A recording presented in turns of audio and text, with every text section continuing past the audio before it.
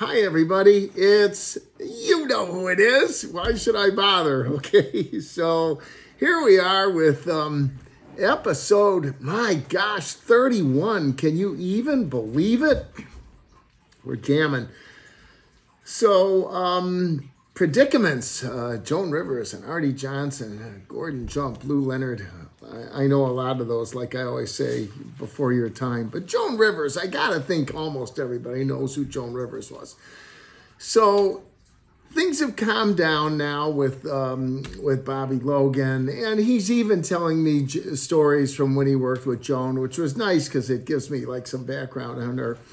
And now I'm out of the chutes, okay? I'm jamming on writing the character descriptions and the locations descriptions and storyline going on what Mattel gave me, and I write out the treatment for the... oh, by the way, I made a mistake last time. I said the first episode. It's not an episode. This is a one-off. It's a video game. So I'm writing the treatment for the episode. There I go again. I'm writing the treatment for the video game, and bang, I knock out the scripts, very few corrections, and you know, we're in pre-production, and now we're moving into production. And I'm 27 years old at that time, and this is heady stuff for a 27-year-old kid. You know, okay, great, I'm writing novels, I'm writing animation, it's all good, you know, my career is going well, but now I've got real people that are going to be walking around on a set, and they're going to be delivering lines that I've written, okay? So, you know, that's pretty impactful on somebody that's young and new in the industry. So Kevin has me come over to the studio where we're gonna be recording, and I walk in, and man, oh man, I mean, I'd been on sets before, you know, when I was an extra when I first got out to LA, but to see all this mansion come to life that I've written, and my characters sitting in chairs all over the place, and extras, and there's cameramen, and they're jockeying for position with their cameras, and directors, and lighting guys walking around looking for shadows that I certainly can't see, but they know what they're doing. You know, that was really, I got to tell you, it was pretty cool, okay? So I walk further in, and there's Joan Rivers sitting in a director's chair. You know, that's a generic term, director's chair. It wasn't the director's chair, but it was a director's chair. And she's sitting there, and her back is to me, and she's got a sequined gown on, okay, that I've described in the script.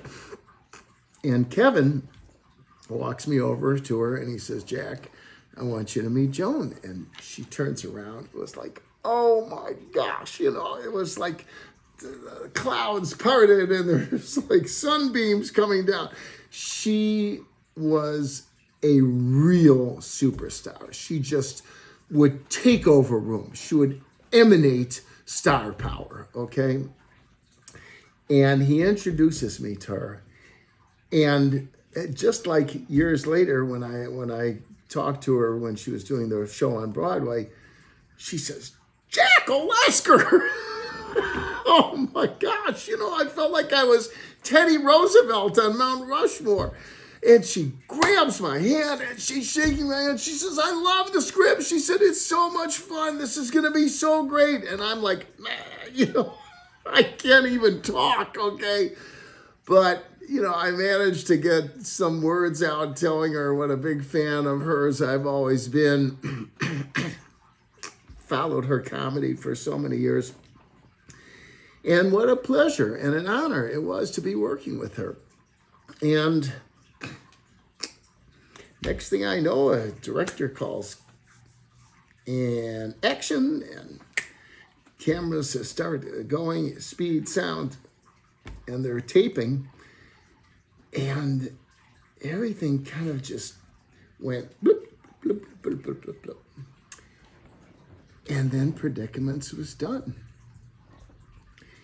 And I've done a lot of live action shows since that, God, so many years ago. I've been fortunate to write a lot of them. I've been very fortunate to do a lot of directing, a lot of producing. I love all of those things. You know, they're really, really wonderful. I don't know if it's because I look back at it through rose-colored glasses, but it just seemed to me that everything just went clickety-clack on greased wheels. You know, I don't even remember the director doing that many retakes, okay? It just boom, boom, boom, boom. And Kevin, such a consummate producer, he was like moving around the set and he's doing this and he's doing that. And I'm trying to take it all in. But my first live action show that I created, that was really exciting, you know. And it's kind of like when Kim and I got married and we had this amazing Cinderella wedding in Omaha, and it was just like unbelievable with ice sculptures and champagne get together for everybody before the dinner. And I'm telling the woman that's in charge of bringing the wedding off, I'm telling her I want the violinist over here and the harpist over here, and she looks at me and I said, what can I tell you? I'm a director. She says, Mr. Olesker, I get it. Believe me, I understand. And it was kind of like that. Our wedding, after all of the preparation that Kim and I did for a year, my gosh, it was just unbelievable. But the night of the wedding, it went like, whoom, you know. So that's what it was like doing Predicaments. So about a week later, Kevin comes over to my office and he says, I'm in post on Predicaments. He says, it really looks good. He said, Deborah and Karen looked at the rough cut. They like it a lot. Everything, it just worked out just fantastic. He says, I got a little bit of a thank you to give to you. Couldn't imagine what he's telling me. And he hands me a ticket. So it's a ticket to the Forum Arena in LA. And he explains to me, and I knew this, we're doing a series called Hulk Hogan's Rock and Wrestling. And if you haven't seen the show, gosh, you know, you can Google it and watch some of the old shows. It was hilarious, okay? We had live action wraparounds with Hulk Hogan, Roddy Piper, Mr. Fuji, Junkyard Dog, the Iron Sheik, all of the wrestlers from Vince McMahon's first incarnation with WWF. And there were very funny live action wraparounds. And in the middle of the show, for about 15 minutes, we had animation where the storyline was the wrestlers go from city to city, putting on matches, and they get involved in all sorts of exciting adventures. So Kevin gives me his ticket. He says, they're taping at the Forum. Why don't you go over there and you can watch them tape? It'll be fun for you. I said, wow, that's fantastic. I'm so excited. So I get in my car, and Kevin's going to go over there, and I drive over to the Forum, and it really didn't have a lot of cars in it because the wrestling match was going to go on that evening, but they were going to record earlier. So I walk into, and of course, you know, heavy security. And the guard comes up to me. I tell him I'm Jack Olesker from DIC, and I show him my ticket. He says, oh, that's great. He says, come on with me. So we walk down a long hall, and he opens the door, and I walk in, and it's yet another set. You know, unfortunately, I didn't have anything to do with Hulk Hogan's Rock and Wrestling. You can't, you know, be involved in every show. But it was exciting because it's another live action set, you know, and I'm used to doing animation. It's one thing to go and watch everybody do the voice recordings, which I did a lot. But to see, you know, the set all there and, you know, the ring and all of the lighting guys and the camera guys all over the place, you know, it was really kind of fun for me. So I'm sitting there talking with some of the lighting guys and the technicians, and Kevin was, of course, producing. I forgot who was directing, but it was really fun. We were getting ready for everything to go, and everybody was kind of in front of me, and there was Junkyard Dog, who I loved. Okay, oh my gosh, he was hysterical. A chain around his neck. Mr. Fuji, these are like classic characters, and I was into wrestling in those days.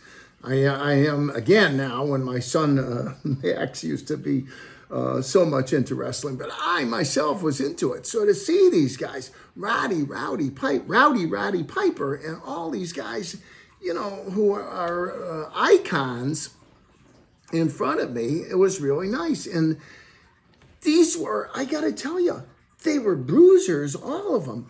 But they were the nicest guys that you ever saw in your life. It's like when I was on the set for Predicaments, one of the associate producers said, Joan was here, first person on the set in the morning, getting her hair and her makeup done. She's the last one that leaves at the end of the day. And when they finished on it with her makeup, she spent a half an hour going around talking to everybody. Okay, the extras she was talking to. Okay, she doesn't have to do that. So that's what it was like on the set for Hulk Hogan's Rock and Wrestling. And everybody's milling around. They're getting ready for the setup. The lights come on and everything. And all of a sudden, it turns so quiet, you can hear the proverbial pin drop.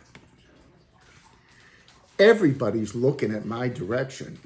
Check my zipper. I didn't know what the hell's going on, But everybody's looking at my direction.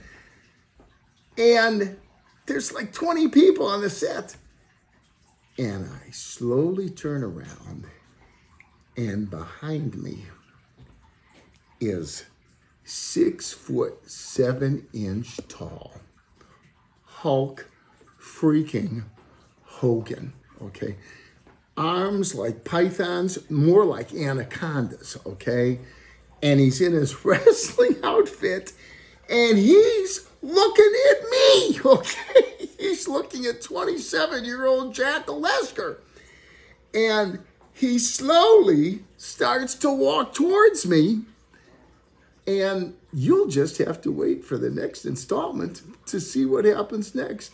See you guys later. Make sure, Kim's checking, make sure that you subscribe. I don't see enough of you subscribing. Hit that subscribe button down in the bottom. If you like me, you better like me. If you like me and if you like the vlog, please give us a like, okay? And I'll see you for the next installment. Take care, everybody.